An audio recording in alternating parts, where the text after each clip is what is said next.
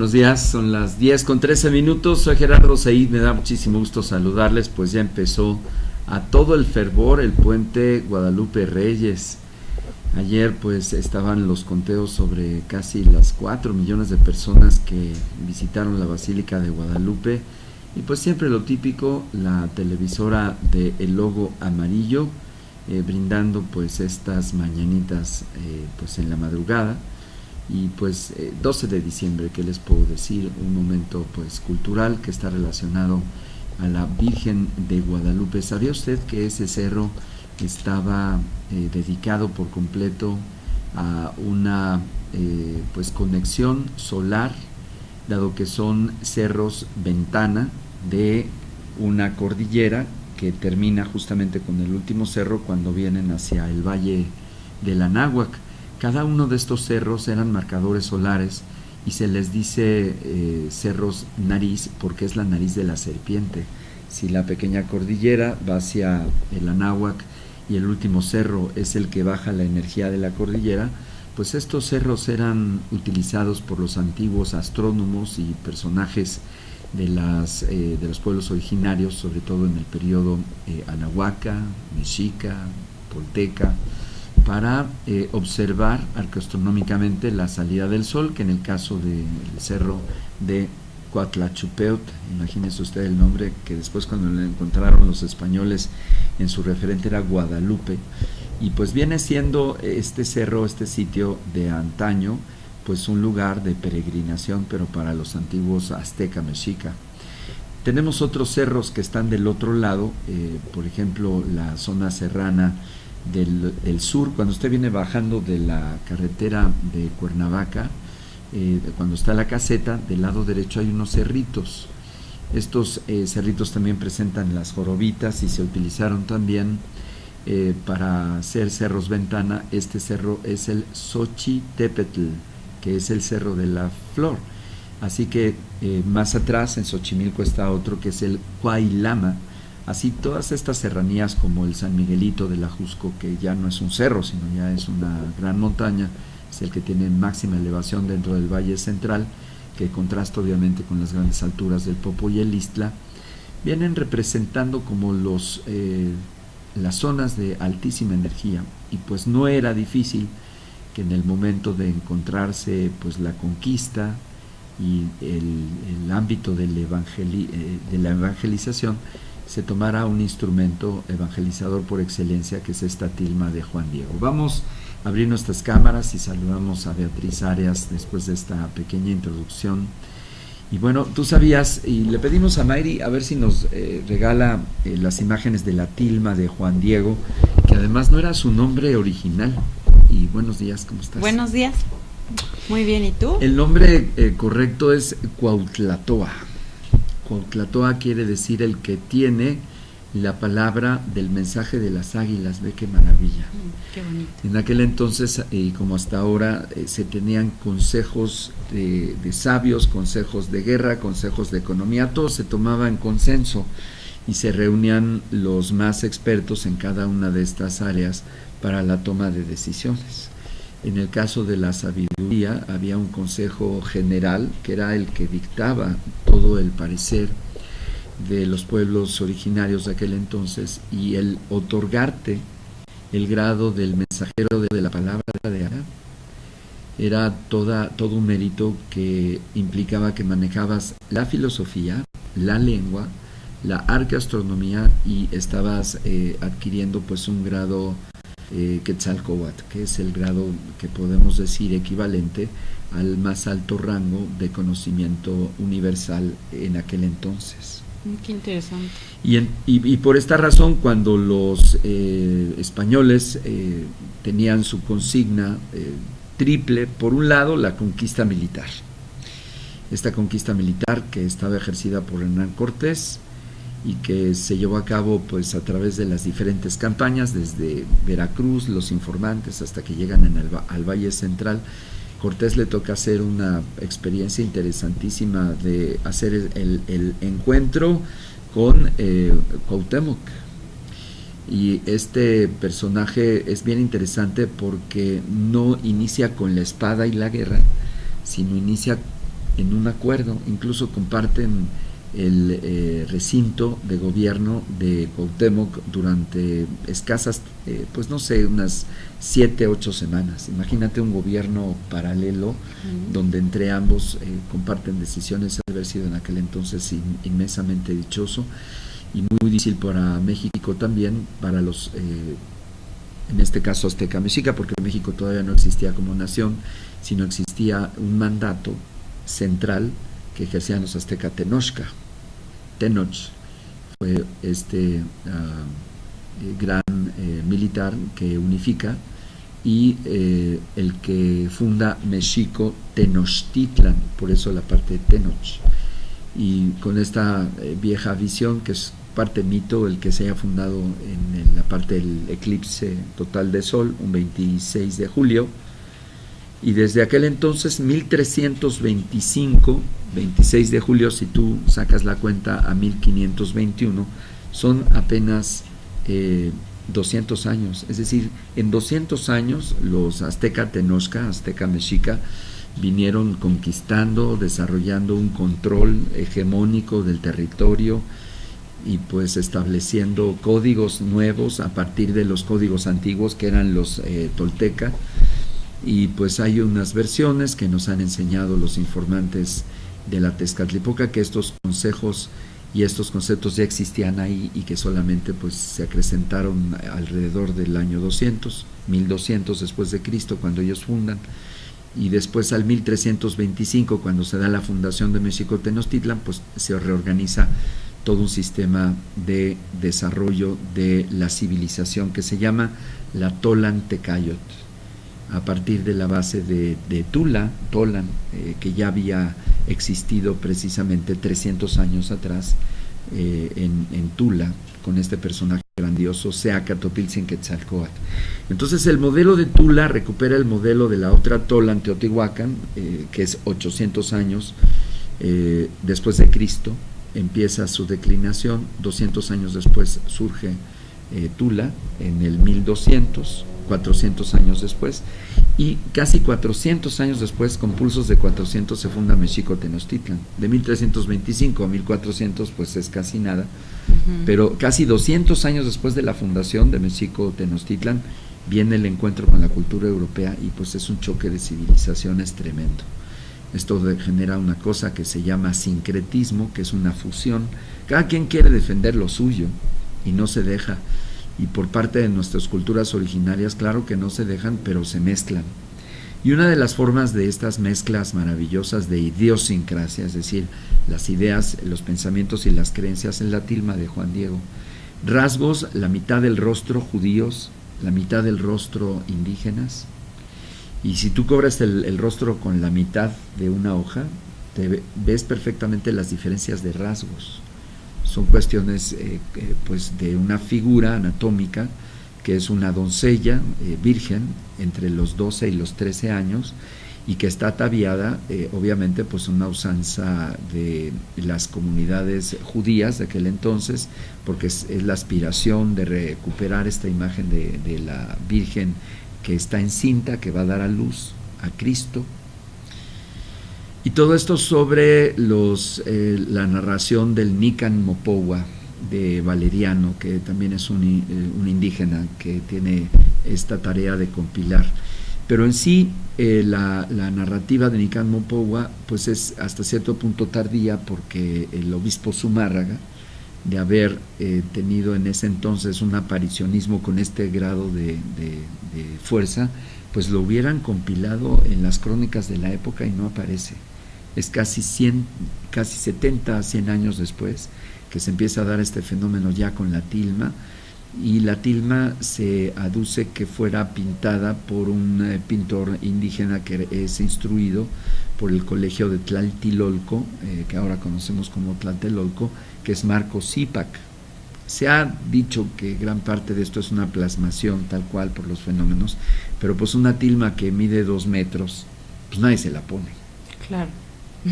Así que ahí hay un fenómeno guadalupano pues interesante en el inconsciente colectivo, que recupera esta visión de la protectora del pueblo de México, para empezar, que obviamente pues el signo para que los indígenas no se sientan totalmente fuera de una protección, de un concepto tan maravilloso que es la parte femenina de los cielos, que es la Madre de Dios, la Madre de Cristo, y sirvió mucho para canalizar este fervor místico que ya tiene el pueblo mexica de antes, con prácticas completamente dedicadas hacia el desarrollar esta conexión con la tierra, con la naturaleza, con el universo en una unidad. Y pues una figura de estas en donde se leen glifos que son completamente náhuatl, donde hay estrellas que corresponden a la fecha en que se supone fue la aparición, hacen esto pues muy controversial. Así que hay dos tendencias, un aparicionismo y un antiaparicionismo, con fenómenos que se han detectado en el iris de los ojos, y estas fenomenologías de que no se corrompe el color, que después de si esto fue en el 1500, pues llevamos casi 500 años de tilma sin una degradación de colorimetría, que también es interesante el fenómeno. El caso es que siempre en el 12 de diciembre pues nos deja una huella esta expresión de lo sagrado femenino europeo a través del judeocristianismo, pues es la Madre de Cristo al final. Pero aquí en Mesoamérica tenemos nuestro propio mito en Quetzalcóatl, y entonces ahí su madre no es María, sino es Chimalma, y está embarazada también de manera pues portentosa, porque se encuentra un pez en una barranca que va al río, saca la piedrecilla, se la pone en el delantal y se embaraza. Así que no es un nacimiento intrauterino como tal, sino una renovación de pues esta gran potencia que tienen los seres humanos para alcanzar un grado de iluminación, que lo tuvo Quetzalcóatl, y pues se hace un paralelo entre Cristo y Quetzalcóatl, porque presenta fenómenos interesantes. No muere, asciende a los cielos en luz, instruye a nivel mesoamericano, no toma el poder en Tula, sino es expulsado por una cuestión de unas relaciones que tiene con sus parientas, es decir, sus hermanas, que es mal visto porque es mal entendido de estas prácticas corporales de alguna manera. Y pues se funda todos los colegios del sur de la zona maya, con un personaje que se recuerda mucho, que es Kukulcán. Tú te acuerdas de esta figura que está representada en las grandes ciudades mayas. Así que pues estos fenómenos existen en nuestras culturas antiguas como la expresión misma de el enorme grado de desarrollo que puede tener un ser humano, así como lo tuvo Jesús Cristo, Palestina en el año cero, hace 2000 años. Así que bueno, todo un ámbito, la parte de Guadalupe. Así es. Pues felicidades a las Lupitas, ¿no? Sí, entre otras cosas. En su día tenemos ya he recibido una clase ahorita de todo lo que estás comentando, muy interesante. Sí, pues es pues sí, es un todo ícono. Lo que está detrás, ¿no? Todo lo que implica, todo lo que implicó. Y pues pasas ya a una zona que ya son las creencias, que ahí ya no puedes hacer nada porque cada quien puede creer lo que quiera.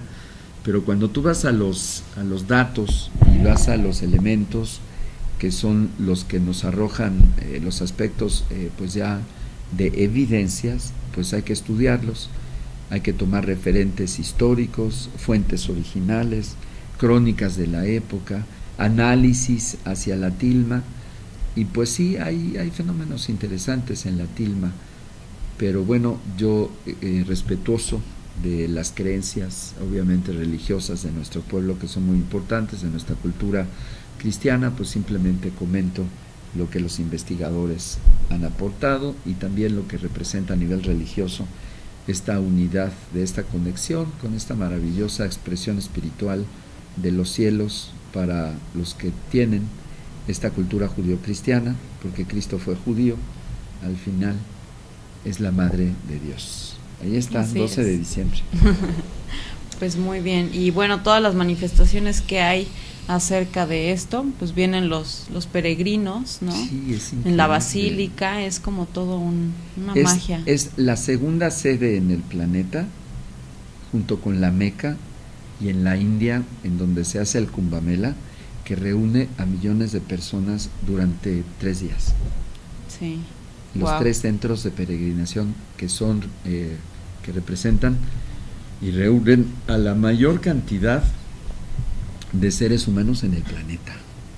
Y para Vaticano siempre se ha estudiado, pues es el que representa una de las catedrales o sitios religiosos más importantes para el cristianismo. No por nada es distinguida como emperatriz. Uh-huh. O sea, la reina sería María judía, la reina de los cielos, reina Caelis, la reina de los cielos que asciende porque Cristo la asume y se la lleva a los cielos, es la ascensión de María, y solamente después de ese rango sería una emperatriz, y eso es lo que es María para las Américas, es como su equivalente tan grande, pero su representante para las Américas, que para el caso es lo mismo. Pues al final una reina que está en los cielos no es una emperatriz aquí para unos y yo emperatriz para otros, pero es una manera, es una deferencia que el Vaticano tiene para darle la mayor jerarquía a un ícono, que este es otro asunto, ¿por qué necesitamos íconos, no? Pero bueno. Claro, bueno, ese es otro tema. Pero ¿por qué surge, bueno, yo sí tengo esa duda, ¿por qué surge esta figura, cómo surge allá en Europa? Fíjate que las vírgenes están en Extremadura, en una zona que es pues muy en relación con los árabes. Mayri, a ver si tienes ahí la Virgen de Extremadura, que en España puede ser la inspiración de los que trajeron precisamente los españoles en sus barcos, en las primeras campañas militares, las primeras campañas políticas, los virreyes, y las campañas también religiosas, porque la Virgen de Extremadura precisamente en el río Guadalquivir, exactamente, Guad en árabe es río y lupus es lobo, Guadalupe, para hacer referencia que el trabajo del manejo de emociones, que representa el lobo porque está respondiendo a la luna, sabes que los lobos aúllan, etcétera. El pariente más cercano del lobo es el canis, que en latín es el perro. Entonces es antes y después del proceso de un manejo consciente de emociones, que primero sean instintivas y después sean educadas y desarrolladas con inteligencia emocional. Todo eso está cargado en la tradición árabe que llega a la zona sur de España. Mira, esto que nos está poniendo Mayri, muchas gracias, es la Virgen de Extremadura, y vean ustedes el paralelismo que tiene con la representación de los símbolos que están presentes en la tilma de Cuauhtlatoa, hablando bien de ella. Y Mayri lo que está haciendo ahorita va a ser colocar la tilma de Juan Diego, de Cuauhtlatoa, y van a ver el paralelismo, es impresionante. Tú me dices, bueno, ¿y de dónde viene esta inspiración? Pues justamente es este paralelismo el que nos hace ver que la forma pictográfica, el análisis iconográfico, sí tiene equivalencias. Obviamente tiene diferencias importantes. Hay una ojiva, hay una mandorla, estos rayos maravillosos que son el sol, y la luna quiere decir que es un eclipse. Entonces, tanto para la cultura extraordinaria de Europa, los árabes son astrónomos, son geómetras, son los que levantan las catedrales góticas en conjunto con los constructores cristianos y los judíos en una cofradía interesante. Pero si tú lo analizas, dime si no hay una correlación de signos y símbolos que están comunicados. Claro. Las estrellas en su manto, sí, el ángel, la luna, la túnica, y el niño ya ha nacido. Es decir, la Virgen, en este caso de Extremadura, sí lo lleva en brazos. En cambio, la Virgen de Cuatlachupeot, o la Señora de Serpientes, que en este caso es Cuatlicue Tonantzin, que es la representación de nuestras fuerzas de la naturaleza. Ahora, Mayri, si quieres buscar una representación azteca mexica, ponle Coatlicue, es una efigie de piedra que está en el Museo de Antropología, muy importante, que es una geometría maravillosa que está formada por 2 serpientes que se encuentran haciendo cada uno de los ojos, cada una de las serpientes.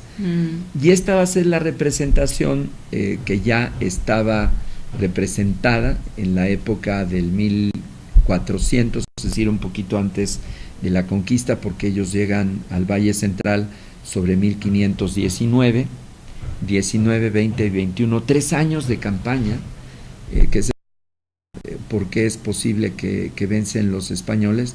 Pues es que no es que venzan, es que tenían bastantes enemigos los azteca mexica, y entonces pues es obvio que tienen campañas. Lo que está haciendo Mayri es interesante de ver en el momento que coloca los gráficos, los paralelismos entre la expresión de las fuerzas de la tierra que conciben a Huitzilopochtli, que es el hijo del sol. Si te fijas, ahí hay un sol y una luna. Ajá, en términos europeos, judeocristianos. Está la de en medio, que van a ver en este momento, que es Coatlicue Tonantzin. A los pies de esta piedra, que es una mole preciosa de piedra, yo he tenido oportunidad de hacer una conferencia solamente sobre este monolito que está labrado, porque tiene una simbología hermosa. A los pies está Tlazolteotl, que es la que de piernas abiertas representa el parto de Huitzilopochtli, que tiene un numeral Ometostli, que es 2 conejo.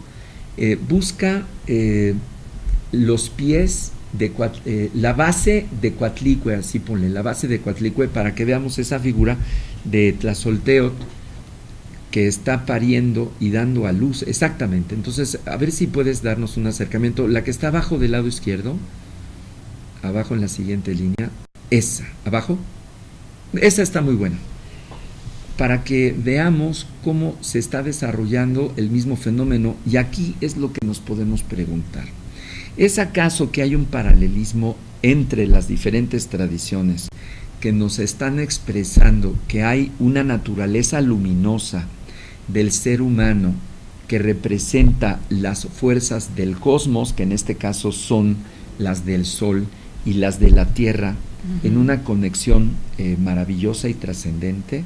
¿Cómo es posible que los símbolos americanos hayan tomado referentes similares a los europeos cuando no había un contacto premeditado con anterioridad? Ahí está la base, que está a los pies, y es precisamente esta fase de la representación de las fuerzas que tienen vida de la tierra, que en este caso es Tlazolteotl, sería la mujer que tiene la fuerza de la vida y la regenera, imagínate, todavía mejor, que está dando a luz, y a quien da luz en profecía es a Huitzilopochtli.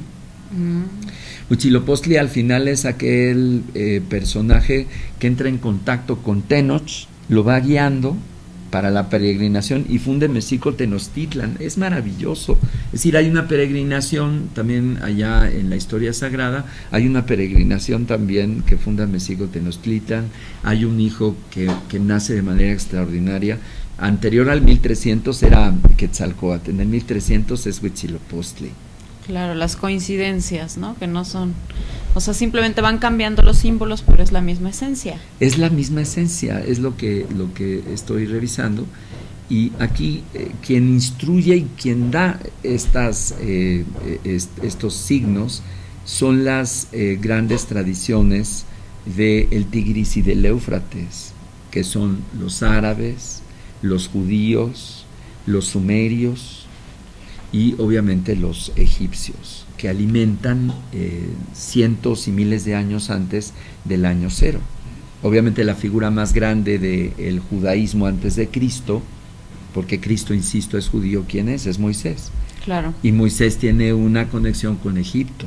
Uh-huh. Y los egipcios tienen una hermosa concepción cósmica de esta conexión del hijo del sol.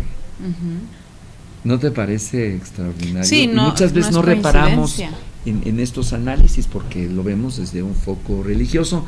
Yo no quiero concluir nada, sino simplemente presento elementos que son interesantes para que nosotros sepamos que el fenómeno de la posibilidad que el ser humano tiene para desarrollarse en grados trascendentes ha existido de manera permanente a lo largo de las civilizaciones. Así es.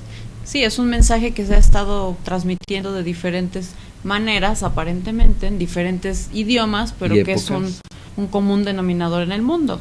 Eso es lo más importante. Si entendemos esto, estamos en la antesala que el conocimiento es universal. Así es. Es el universo quien nos regala pues el mandato y no el hombre.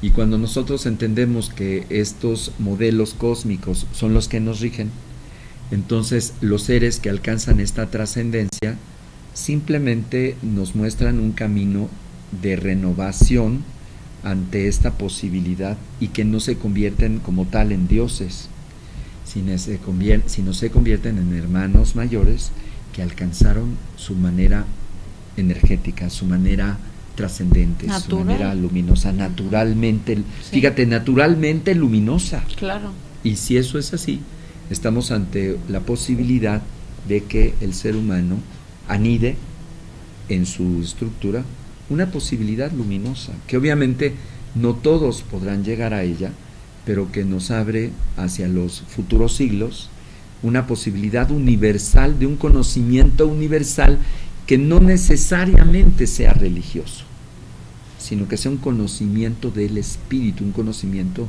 del cosmos.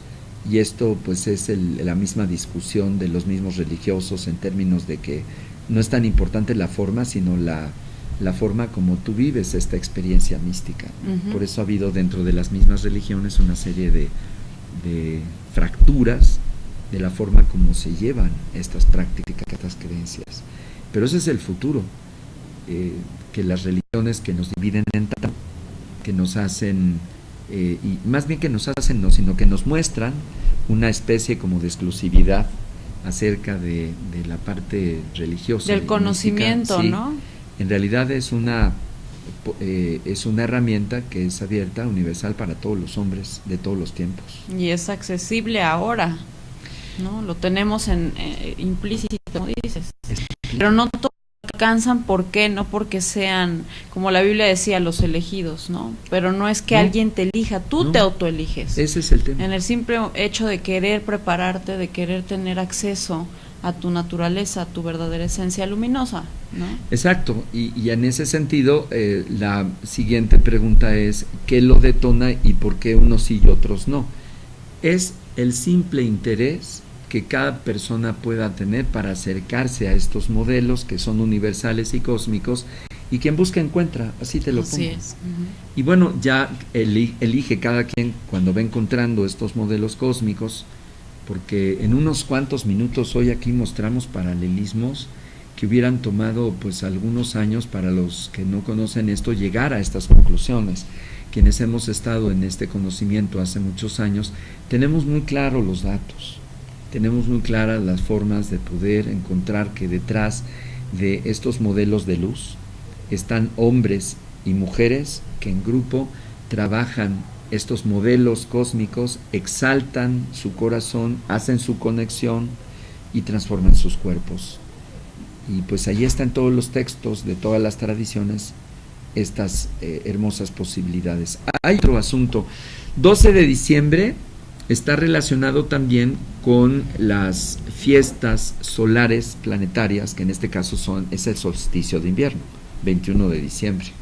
Y si tú revisas cuándo nace Cristo, por las reformas de la Edad Media religiosas, quitan esta fecha de sol invicto, que venía siendo celebrada por Roma, porque representaba a los césares, por Grecia, porque representaba el retorno del sol a ese punto, por Egipto y también en Mesoamérica. Es decir, si tú revisas las culturas solares, no falla. 21 de diciembre es el sol pequeñito que tiene que crecer durante el año, es astronomía. Y que va trazando en el horizonte un signo, porque el sol va a irse deslizando cada vez que nace en un punto. Y si tú lo anotas en una hoja, va a ser un 8 y va a irse hacia el norte y se va a detener. Ese es 21 de diciembre. Va a regresar al mismo punto en marzo, se va a ir en junio al extremo sur y va a regresar al mismo punto en septiembre para irse al norte en diciembre. Entonces baila, el sol un baila. Infinito, ¿no? También. Es un analema. Entonces cuando tú construyes un edificio como punto de observación de estos fenómenos, entonces no estás haciendo fiestas religiosas, estás celebrando una conexión con los ritmos de los que están insertos en los biorritmos cósmicos. Entonces, ¿con quién danzamos? ¿Con Dios? No, danzamos con el universo. Y esa es la desconexión que perdimos incluso en el medievo, porque en las catedrales góticas sí están construidas así, sí tienen sus orientaciones, sus alzadas, sus signos, sus símbolos. De hecho, hasta en los portales están los signos del zodíaco.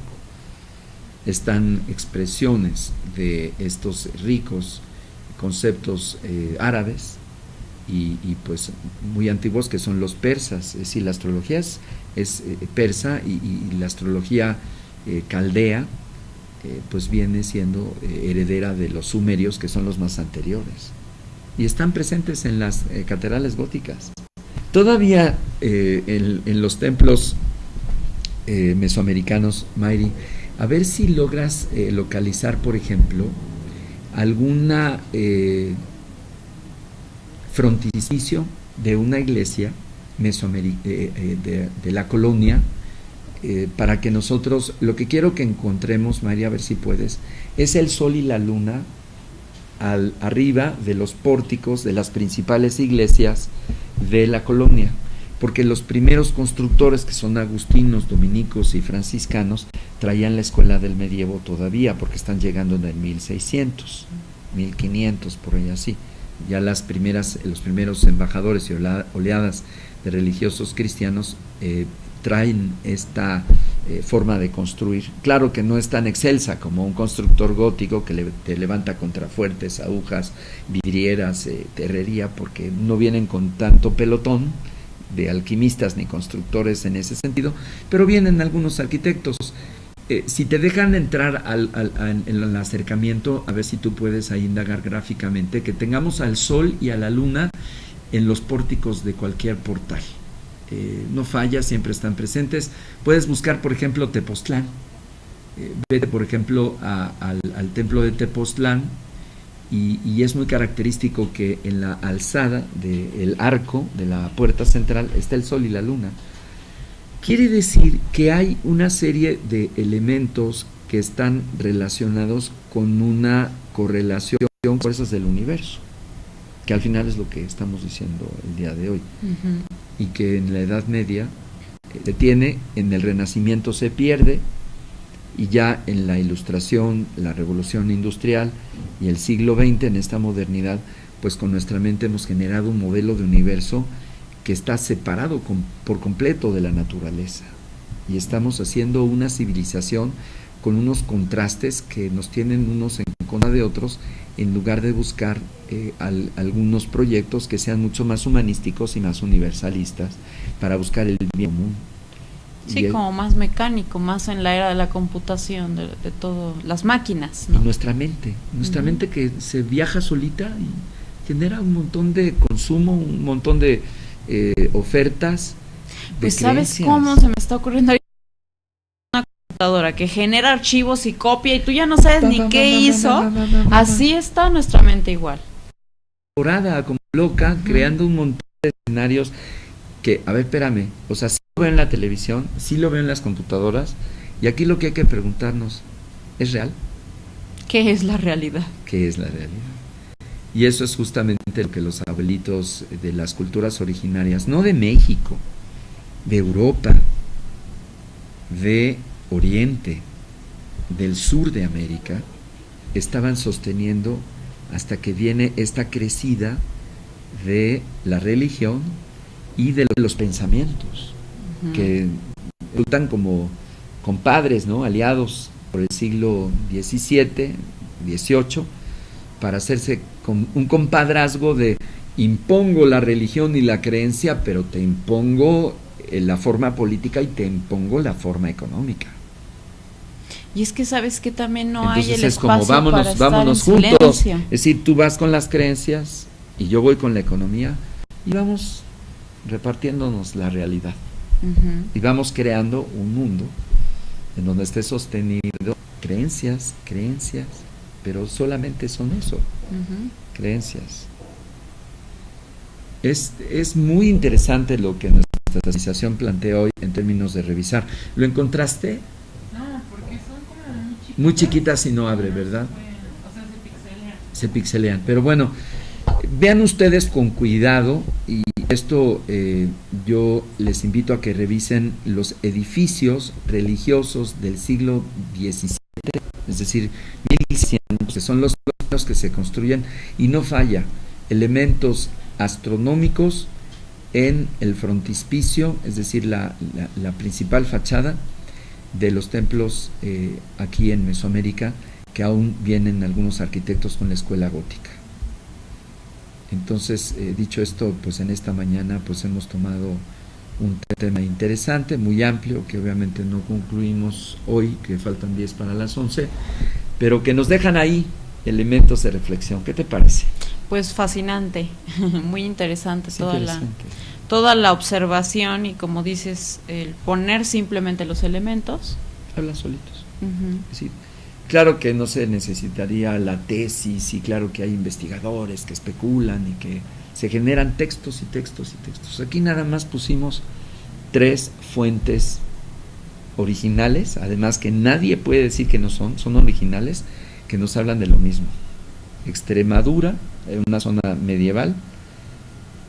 Posteriormente ellos nos traen estas vírgenes que vienen siendo pues las morenetas, que son las de Barcelona.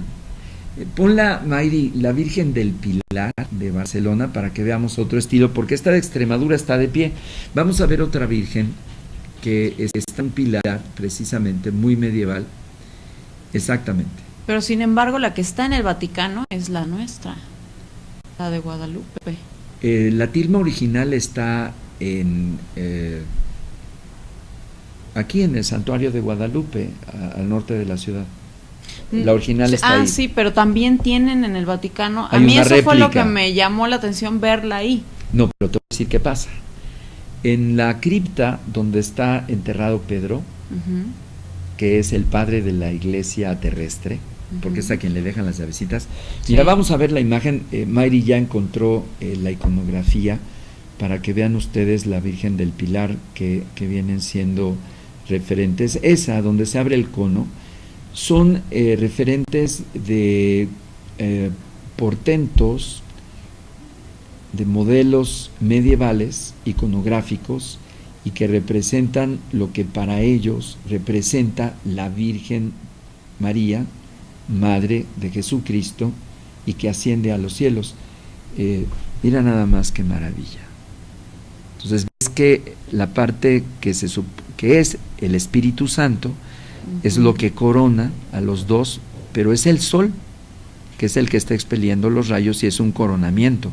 Es decir, Dios Sol corona a la Reina de los cielos, que al final es quien da a luz al Redentor, al Hijo de María de José, y que adquiere la resurrección, que es lo que los judíos no aceptan, esa resurrección, porque entonces lo hubieran colocado como rey, como lo hicieron con David. Por eso los judíos siguen esperando al profeta. Gracias, Mayri, los acercamientos son excelentes, nos dejan cuenta de la simbología, que es importante revisar. Y si ves la Virgen del Pilar, es la misma de Extremadura, pero con un tratamiento distinto. Ahora vamos a ver otra, Mayri, ponle vírgenes negras en Barcelona, la ciudad de Barcelona, y también embarazadas, ¿no? Pareciera como que estábamos hablando de en Barcelona, es un juego en Barcelona, sí, de palabras, pero van a ver en estas vírgenes negras, la de la izquierda, exactamente, para que quitemos esta que vamos a ver ahorita. Es todavía más temprana de las que vimos ahorita. Es decir, que estos templos se habrían construido sobre el año 1300, y la que vamos a ver ahorita, que está en una ermita de los legionarios, de los que cuidan el templo de Jerusalén, que fueron las primeras oleadas templarias en Europa, que han de haber estado ahí sobre el año, fíjate la fecha, 1000 a 1100. Por eso el icono que vamos a ver ahorita, Mayri, muchas gracias por tu esfuerzo, es muy bueno. Y también te pediría que hicieras un acercamiento para que poco a poco podamos entrar en los detalles, para que nos extasiemos. Es que esto es maravilloso en la visión gráfica de los símbolos. Estas sí son más tempranas. Es una virgen, sí, se ven diferentes, tipo árabe, negra, o al menos oriental, que en su mano está portando una esfera. Uh-huh. El Cristo está sentado en sus rodillas, en su regazo, y tiene un copón que representa que es el rey del mundo, con una pequeña cruz. Estas imágenes son muy hermosas, gracias Mayri. Y vean ustedes la tez que tiene, es negra, uh-huh, para representar que el trabajo inicial del ser humano tiene que ser sobre la materia más burda, en su estado más básico, que es el plomo, es decir, algo que no refleje la luz. Ve los símbolos, que son muy egipcios, abajo en los sitiales, son totalmente fálicos, si te fijas del izquierdo, uh-huh, y del lado derecho, y pues está el portal completamente dedicado a las bellotas en estos símbolos. ¿Por qué? Porque representan las semillas, la regeneración de la vida. La corona está totalmente dorada, es decir, hay elementos iconográficos interesantísimos. Pero bueno, muchas gracias Mayri por este esfuerzo de presentarnos datos muy, muy patentes. Fíjate como, y amigos todos, tenemos la iconografía medieval, uh-huh, la iconografía del medievo ya tardío, y el medievo tardío porque concluye sobre el 1400, justamente con la expulsión en el 1390 de los moros de España, de los árabes, que fueron los que aportaron gran parte de una renovación cultural que nos llega hasta la fecha. Vienen a América y traen esta iconografía, y ya el paralelismo, pues la conclusión cada quien que la saque, ¿no? Claro. Ahí están los datos. Pues 21 de diciembre, solsticio de invierno, la reconexión con estas fuerzas de la naturaleza que todavía se desarrollan y se recuerdan en nuestros pueblos originarios, insisto, no de México, de Mesoamérica y también de todo el planeta. Este pulso con los ritmos estelares. Pues ahí está, ¿qué te parece? Muy bien, excelente. Cuéntanos antes, yo tengo un evento todavía que compartir muy rápido, que es el encuentro Tau. Simplemente le comento que está toda la información en Planeta 2013, ahí está la bandera. Es un encuentro del sol, obviamente, adrede de todo esto que acabamos de platicar, recuperar la conexión con la naturaleza. Y sí, Mayri, ahí viene la bandera, muchas gracias. Y va a ser este fin de semana, ahí en Ajijic, en Guadalajara. Toda la información en relación a este encuentro, que reúne a más de 70 expertos, temazcales, talleres, conferencias, mesas redondas de diferentes disciplinas, un encuentro de medicina alternativa, medicina tradicional, es este 13 y 14 este fin de semana. Y bueno, contigo, ¿qué tienes para estas fechas? Y ya está cerrando el año, ya tienes promesa de disco nuevo, rápidamente cuéntanos. Sí, pues este fin de semana tengo talleres y pláticas en Tecamachalco, Puebla. Okay. Entonces vamos a estar por allá. Qué maravilla. Dando el taller de la niña más pequeña del mundo. ¿Tienes el cartelito, Mayri? Para niños y adolescentes también. ¿Está en tu muro? Sí, debe de estar en mi muro, Mayri. De Facebook. Sí. Entonces te vas a Puebla este fin de semana. A Puebla, me voy desde hoy y entonces Ajá. Estamos sábado y domingo voy a dar 4 talleres y 2 pláticas. Uh-huh. Así que vamos a estar bastante movidas el fin de semana, pero pues bueno, bastante. 4 talleres, wow. Sí, talleres desde la niña y 2 pláticas, una de ellas es la de crianza consciente, que es el curso que también tenemos en Holística México, la sede campestre. Los invitamos, es la próxima fecha, estamos en diciembre, es el 10 de enero. 10 de enero. El 10 de enero es la próxima fecha, sábado, y bueno, para informes pueden escribirme a beatrizariasaguilar@gmail.com. Sin puntos, beatrizariasaguilar@gmail.com. Para Así que es. los que te pidan y que vayan a trabajar contigo puedan hacer fechas y te puedan invitar. ¿De qué se trata tu taller? Para que los amigos que no lo han escuchado lo sepan. ¿Cuál es tu propuesta?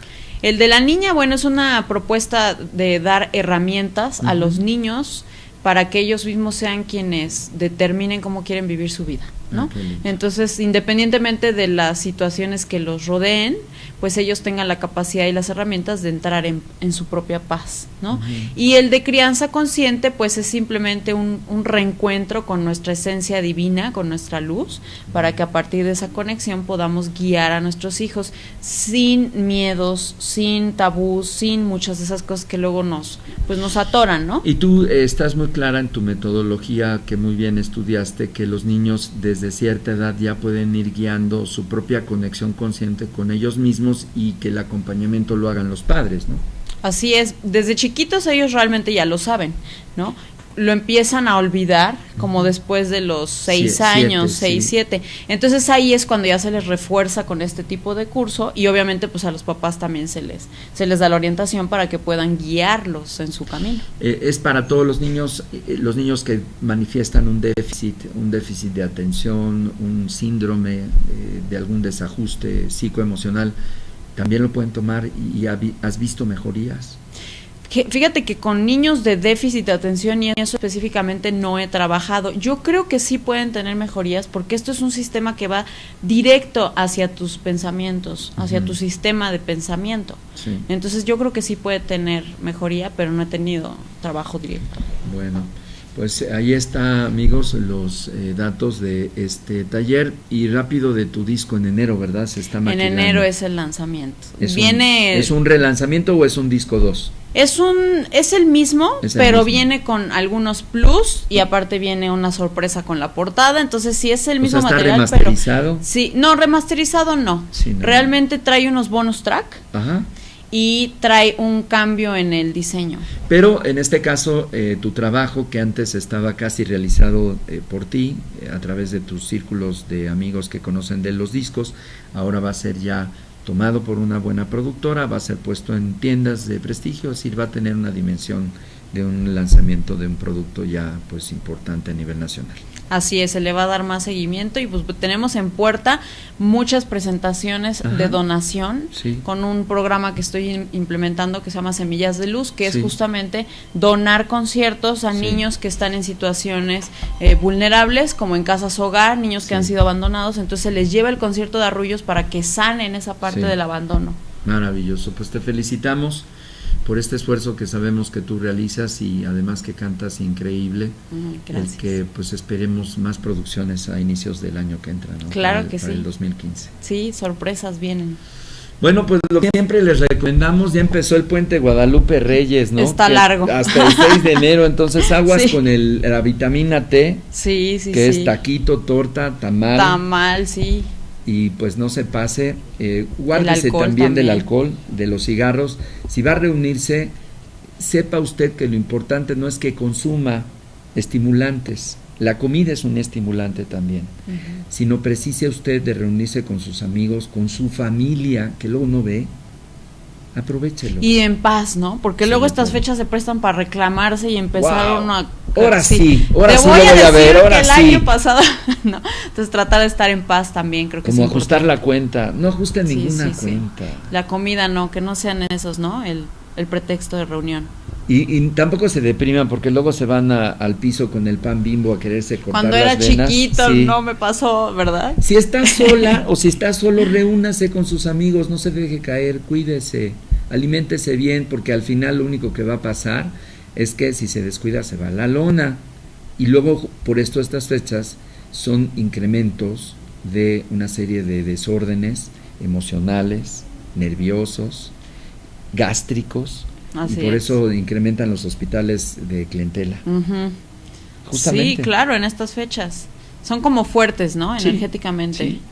Porque Entonces es cuando viene te tienes que pasar la factura de qué hice en el año, cómo estoy en el año, y como son fechas que tenemos vacaciones, cuando estamos trabajando te distrae y no te das cuenta, pero cuando llegas a tu casa y no tienes que ir a trabajar, te tienes que quedar contigo. Sí. Y ahí te quiero decir a quién te Ahí encuentras. exacto.